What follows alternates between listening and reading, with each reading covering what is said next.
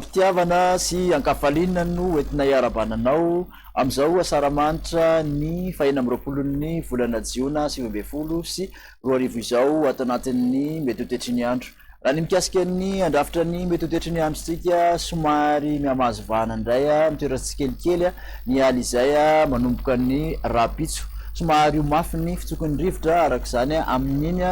morotsiraka andrefan'ny nosy manontolo iny sy ny faritra ampovoantany manontolo kasika ny toetry ny andro ho an'ny rapitso maraina ahitana orana malefaka ny faritra Sava Analanjirofo ny faritra Atsinanana Mangoro akaendrika orana tandrifindrahona kosa izany raha ho an'ny Taolanaro sy ny faritra Atsimo Atsinanana de ny morotsiraky ny faritra Diana sy Sofia somary andrahona kosa ny ilany atsinanan'ny faritra ampovoantany raha toka ifandimbandrahona sy masoandro any amin'ny faritra sisa ny tolakandro dia mbola mitoetra hatrany ny orana malefaka raha ho an'ny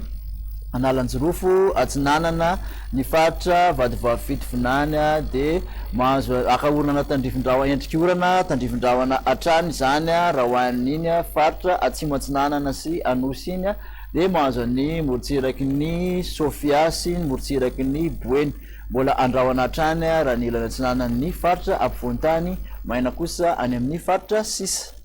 kasika ny maripana 10 degré celsius ny ambany indrindra mandidina zay 10 ka hatramin'ny 13 raha ho an'ny faritra ampovoantany ary 9 ka hatramin'ny 12 kosa raha ho any amin'ny morotsiraka rehetrarehetra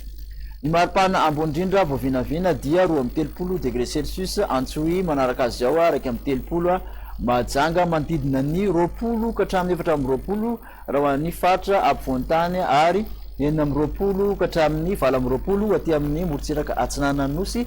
30 20 ka hatramin'ny 30 kosa any amin'ny morotsiraka andrefan'ny Nosy mikasika ny toetry ny andro ho an'ireo tanàn-dehibe ivelan'ny Madagasikara indray somary ahitana orana tandrifindrahona any Paris Nairobi ifandimy kosa ny rahona sy masoandro raha ho an'ny Johannesburg